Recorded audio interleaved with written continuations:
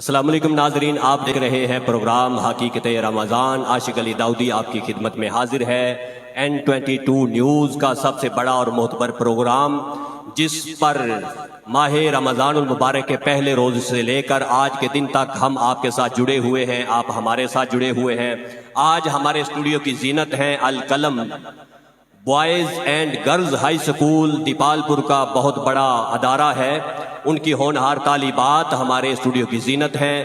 یہ ادارہ ایسا ہے جو بچوں کو تراشتے ہیں، بناتے ہیں اور ایک تناور درخت بنا کر ماں باپ کو واپس لوٹاتے ہیں، اور جو ملک و قوم کی خدمت کرتے ہیں۔ بلکہ یہ کہنا بے جا نہ ہوگا کہ یہ ادارہ ضلع اوکاڑا کا سب سے بڑا ادارہ ہے اور اپنا کوئی ثانی نہیں رکھتا۔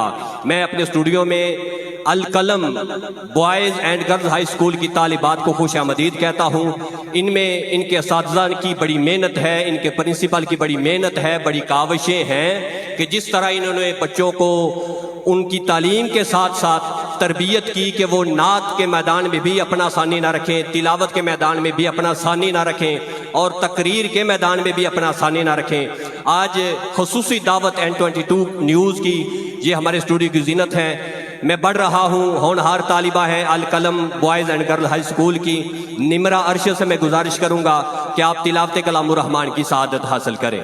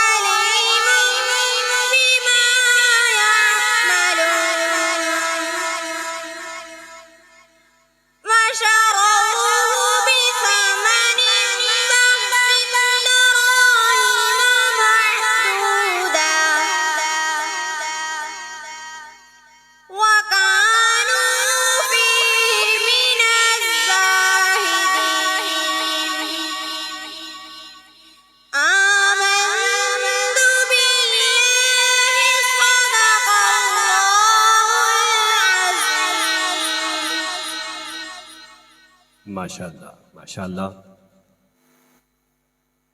گفتار محمد کی تاثیر ہی کافی ہے، پڑھنے کو تو قرآن کی تحریر ہی کافی ہے۔ کیوں کر میں بنوں قیدی دنیا کے حسینوں کا، ایک زلف محمد کی زنجیر ہی کافی ہے۔ نہ ادب ہے نہ کرینہ، نہ بصیرت نہ شعور، دل لرزتا ہے محمد کی ثنا سے پہلے۔ آئیے ناظرین، القلم سکول کی ہونہار طالبہ، بڑھ رہا ہوں میں نعت کی جانب اور گزارش کر رہا ہوں مہنور عباس سے، جو اپنی خوبصورت آواز میں میرے کریم آقا کی بارگاہ میں گلہائے عقیدت کے پھول نچھاور کریں گی۔ اس کا رنگ شکر کیسے ادا، اس کا رنگ شکر کیسے ادا، جو کرم جب میرے نبی نے کیا، میں سجادہ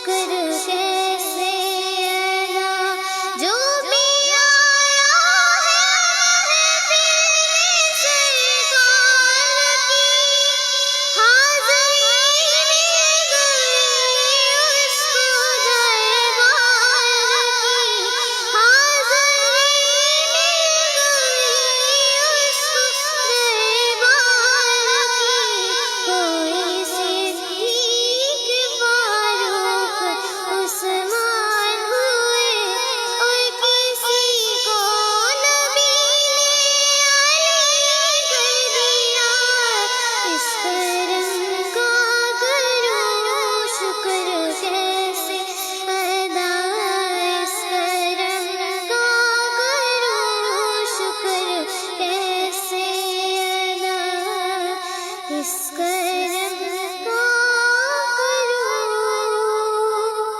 شکر کیسے ادا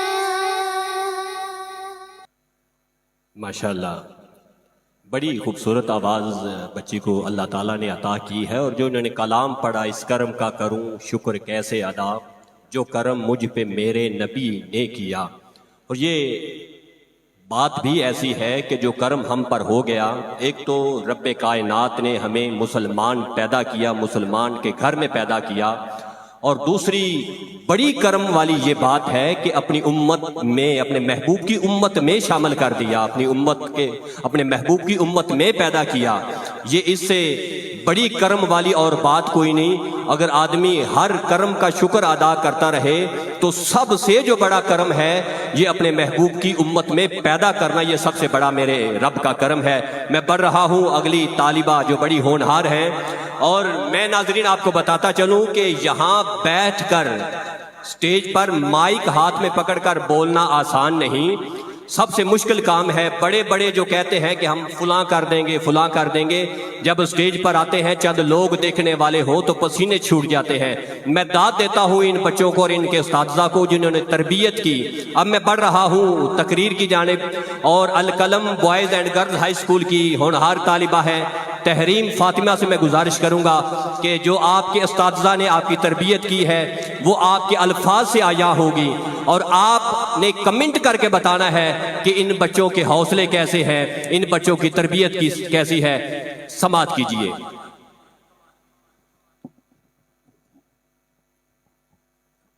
نہ کرو بحث ہار جاؤ گی حسن اتنی بڑی دلیل نہیں.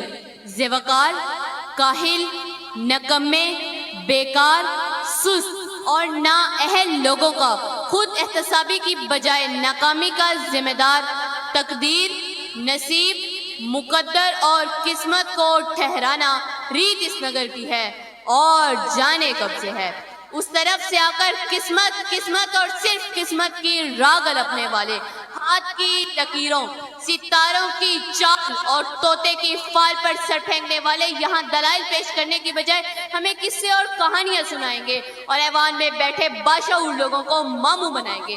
لیکن میں ان کی کوئی فلم چلنے نہیں دوں گی، اور دلائل سے یہ بات ثابت کروں گی کہ کامیابی قسمت سے نہیں بلکہ محنت سے ملتی ہے. کیونکہ پھول یوں ہی کھلا نہیں کرتے، بیج کو دفن ہونا ہی پڑتا ہے. شجاع علی وقار، کامیابی اجتماعی ہو یا انفرادی، دنیاوی ہو یا اخروی، اس کا تعلق صرف اور صرف محنت سے ہے. انسان چاند پر قدم رکھنے میں کامیاب ہوا تو وجہ قسمت نہیں، محنت تھی. انسان انسانی جسم کے اعضاء کی پیوند کاری کرنے میں کامیاب ہوا تو وجہ قسمت نہیں، محنت تھی. اور لاکھوں من لوہے کو ہواؤں میں اڑانے میں کامیاب ہوا تو وجہ قسمت نہیں، محنت تھی. اور 14 اگست 1947 کو جب یہ پاکستان دنیا کے نقشے پر ابھرا تو اس کامیابی کی وجہ کوئی قسمت، تقدیر یا نصیب نہیں بلکہ تحریک پاکستان میں شاملوں کی محنت اور صرف محنت تھی. ابد سے شکوائے تقدیر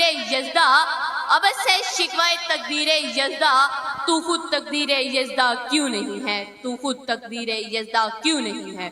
شجاع علی وقار اس طرف سے آ کر ایڑیاں اٹھا کر اچھل کود کرنے والے ان قسمت کے ماروں کو بتاتی چلوں کہ تلاش رزق میں نکلنے کی بجائے کسی منو سلوا کے اترنے کا انتظار کرنے والے آج کامیاب نہیں بلکہ ناکام ہیں. پیاس بجھانے کے لیے کنویں تک چل کر جانے کی بجائے مقدس سے کنویں کو پاس کھینچ کر لانے والے آج کامیاب نہیں بلکہ ناکام ہیں۔ ظالم کے آگے سر اٹھانے کی بجائے ظلم کا نشانہ بنے ہاتھ پر ہاتھ دھرے منتظر پردہ رہنے والے مظلوم آج کامیاب نہیں بلکہ ناکام ہیں۔ پلٹنے جھپٹنے اور جھپٹ کر پلٹتے ہوئے لہو کو گرمانے کی بجائے مقدر کے مارے گھڑدر بن کر بیٹھنے والے آج کامیاب نہیں بلکہ ناکام ہیں۔ سر اٹھے تو صحیح ظلم کے آگے، سر اٹھے تو صحیح ظلم کے آگے، تبھی ظالم کا وقت حساب آئے گا اور تبھی غریبوں کے دربار میں ہاتھ جوڑے ہر نواب آئے گا، انقلاب آئے گا، انقلاب آئے گا۔ سید علی وقار، اگر آج ہم نے کامیابی کا صحرا محنت کے سر سے اتار کر زبردستی قسمت کے سر پر رکھ دیا تو یاد رکھیں کہ طوفان میں موجوں سے مقابلہ کرتی کشتی کو ساحل پر اتارنے والے ملاح کشتی کو قسمت کی لہروں پر چھوڑ دیں گے اور اپنے ہاتھوں سے چپو توڑ دیں گے۔ منزل کی طرف گامزن متحرک قافلے اپنے سفر قسمت کی قدموں میں ڈال کر جمود کی چادر اوڑھ لیں گے۔ یہ طلباء و طالبات ہاتھ کی لکیروں میں گم ہو کر کتابیں پڑھنا چھوڑ دیں گے۔ جد و جہد، محنت، کوشش، کام اور بس کام کے فلسفے کو چھوڑ کر فٹ پاتھ پر بیٹھے عامر اقبا، نجومی اور بنگالی جادوگروں سے ناتا جوڑ لیں گے اور آج کے اس مباحثے کے منصفین مقررین کی تیاری، دلائل اور محنت کو دیکھ کر نمبر لگانے کی بجائے آخر میں اول، دوم اور سوم آنے والوں کے لیے قسمت پوری کھول دیں گے۔ سچ ہے جو بات سرے دار سنائی جائے، ایک نہیں ہاں کئی بار سنائی جائے۔ یہ جو قسمت ہے، مقدر ہے، نہیں مانتی میں، وہ کمائی ہے جو محنت سے کمائی جائے۔ سید علی وقار، اگر میرے ان تمام دلائل کے باوجود اگر اب بھی کوئی مقدر کے کچے گھڑے پر بیٹھ کر دریا پار اپنے مہیوال سے ملنے کی طلب رکھے تو بس اسے اتنا ہی کہتے ہوئے میں اجازت چاہوں گی کہ بے عمل دل ہو تو جذبات سے کیا ہوتا ہے، دھرتی بنجر ہو تو برسات سے کیا ہوتا ہے عمل لازمی تکمیل تمنا کے لیے، ورنہ رنگین خیالات سے کیا ہوتا ہے۔ شکریہ۔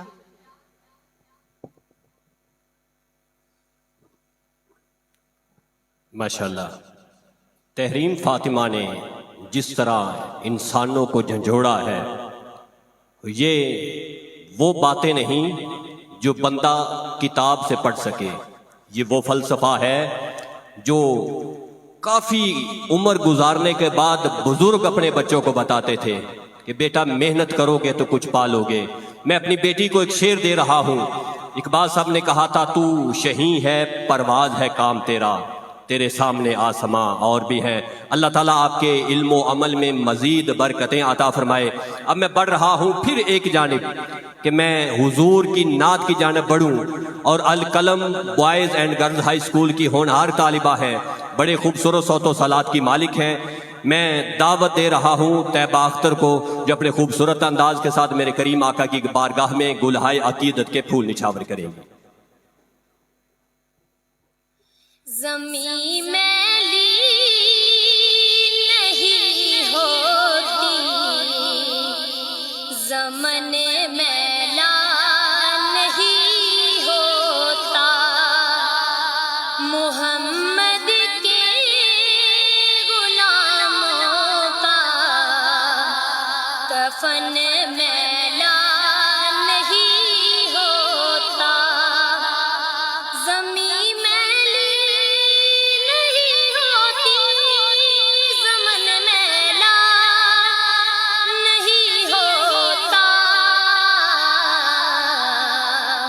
محمد کے غلاموں کا کفن میلا نہیں ہوتا، محبت کملی والے سے وہ جذبہ ہے، سنو لوگو،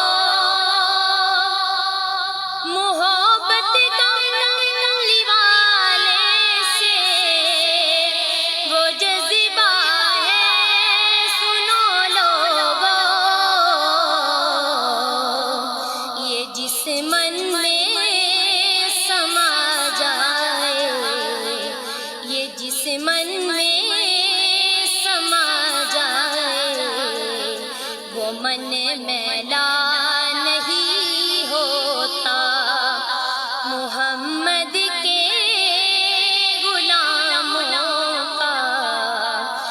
کفن میلا نہیں ہوتا، نبی کے پاک لنگر پر جو پلتے ہیں کبھی ان کی،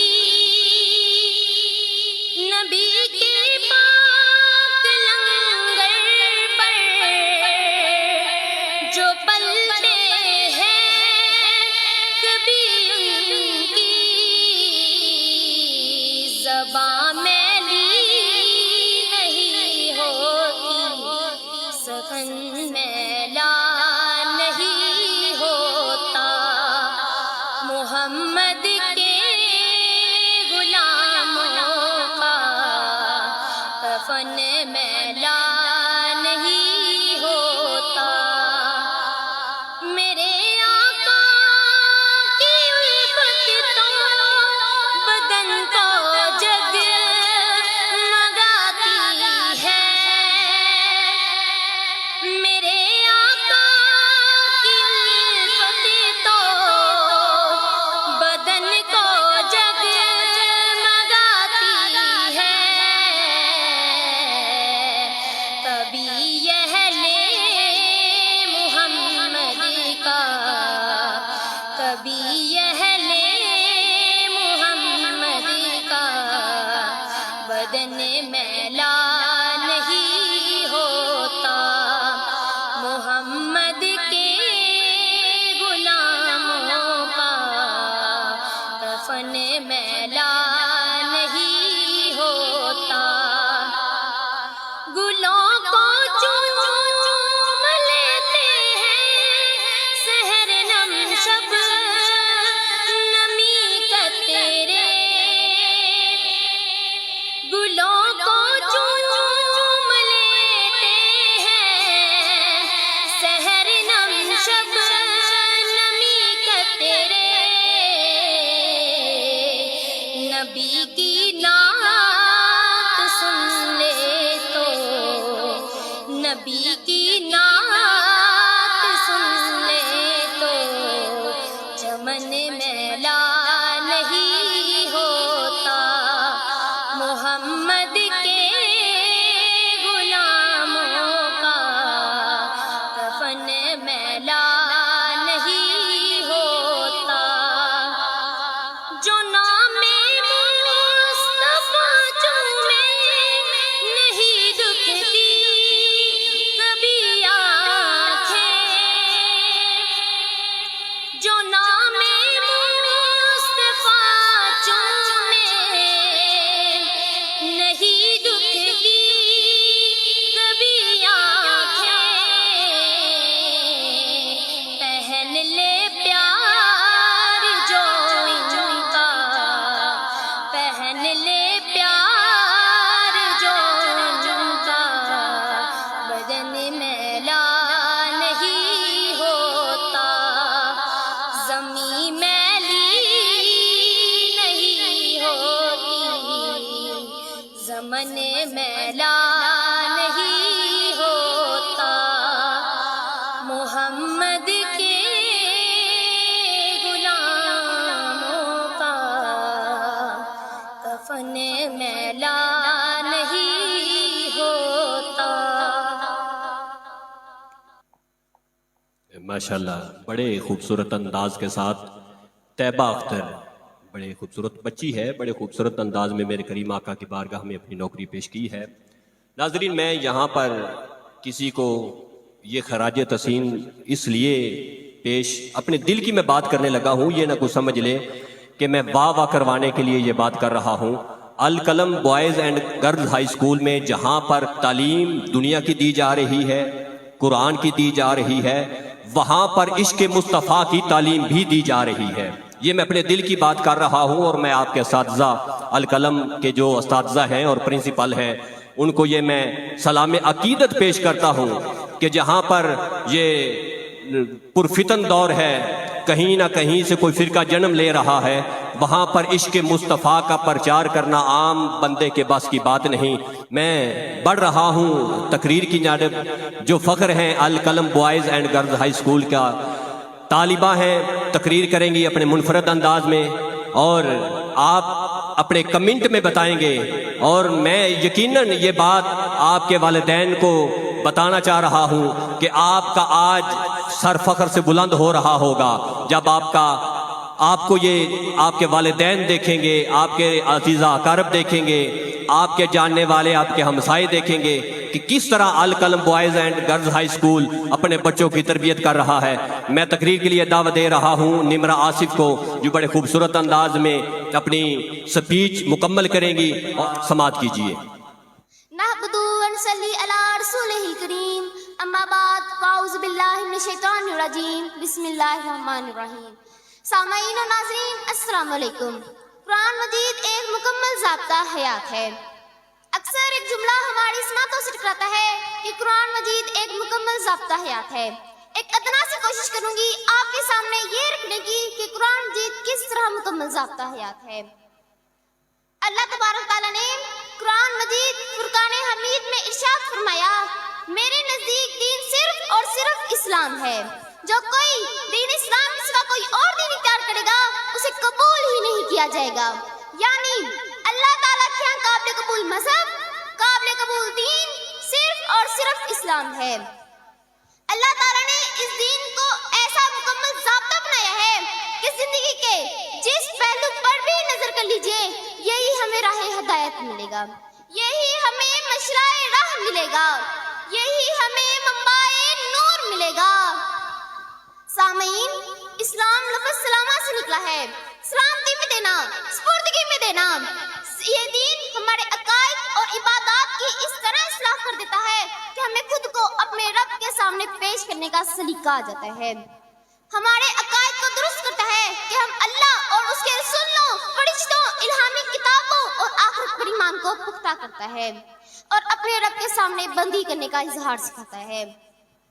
قرآن مجید ہماری ہر طرح سے رہنمائی کرتا ہے، ہمارے سماجی پہلو ہو یا سماجی پہلو، اجتماعی پہلو ہو یا گھریلو ذاتی زندگی ہو، ہر طرح کا طریقہ قرآن مجید میں موجود ہے۔